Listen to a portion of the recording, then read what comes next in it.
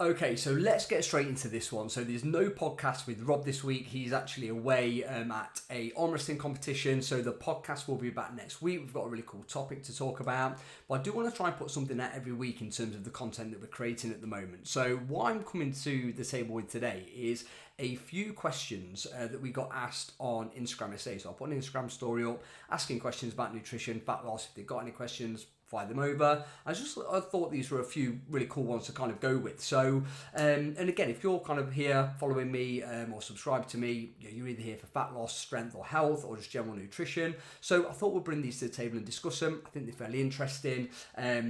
A couple of questions that I've not had before. One of them is about GLP-1. So again, that's quite relevant currently of a topic of conversation. So we'll cover that as well. But let's get straight into it then. So the first question I got, or one of the first questions I got on the Instagram story was asking me about insulin and is it a problem when it comes to fat loss? Does it cause fat gain? They're on the weight loss diet. Should they be worried about insulin? So this one kind of comes around. It's like a merry-go-round. This one comes around again like every few months. I've seen it more and more regularly. A lot of your hormone coaches like to talk about insulin and the issues around how it's going to interfere with your fat loss.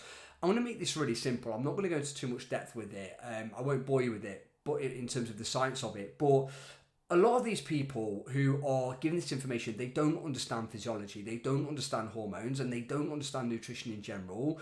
I'm not going to go in too hard on them, but they have no qualification that leads them to be able to speak in this area, and it's obvious with what they say. Any coach, any person out there who's telling you that insulin is an issue when it comes to fat loss, they haven't got much of a clue. They're lying to you. They've got no idea what they're talking about. When it comes to fat loss, insulin is just a bystander. It has nothing to do with your actual fat gain or your fat loss whatsoever. What does matter with your fat loss is overall energy balance and your calorie management. That is the number one driver when it comes to fat loss. We can't get around it, right? Like all these kind of hormone coaches can talk about insulin, they can talk about different bits and pieces, but when it comes to it, it's about calorie management and it's about calorie control and getting everything under control with your energy balance. That is the absolute key to it.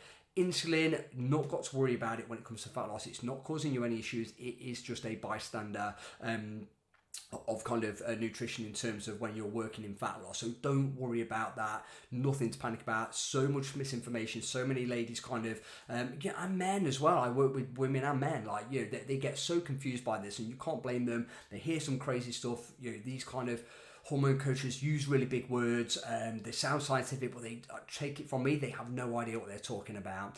Drop any comments below if you've got any questions about that. So let's keep this nice and short. We'll move on to the next question that I got. We'll leave the GLP-1 question to the end. I think that's probably one that's really relevant at the moment. So I did get asked this one. Never been asked this question before, but somebody said, is it worth trying an IV drip? And again, you may have seen these. So it's these kind of vitamin and mineral infusions that people are getting. I've seen a lot of it around. People just randomly, I won't say random people, but people just kind of, in the industry go, oh yeah, we kind of do these IV infusions of kind of vitamins and minerals. Come and get it. It's going to make you feel better. So again, I'm evidence-based. I go by the science. So yeah, I may have, I may look at this differently in 12 months' time. I don't think I will, but I will go with the science. But currently, when you look at the evidence with IV drips and kind of vitamins and mineral infusions, there's just not a lot of high quality evidence to say that it's actually any use in pumping high doses of vitamins and minerals into you is any benefit whatsoever. Vitamins and minerals are needed in very small amounts daily anyway, and the majority of the time, if your nutrition is varied, you can pretty much get it from your diet. And if you're not getting it from your diet in those small quantities, there's probably definitely things that you can do to tweak and implement with your nutrition that's going to help you there. And again, I just feel with the kind of the IV drips, it's a little bit of a one of those, oh yeah, look what I do. Like I go for an IV drip. It's like, I don't know. It's like, why? Like, why do you do that? Do you need to do that? Like, can you get this from your nutrition?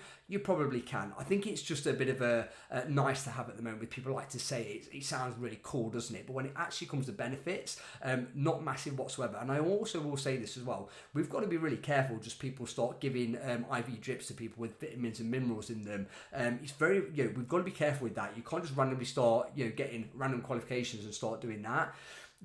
For me, you've got to be under medical professionals to get that done. And if there's any kind of medical kind of reason that you need an infusion, do it through a medical professional, your GP. Don't just do it by some randomer who's advertising it on Facebook that they're now doing these IV drips, vitamin and mineral infusions.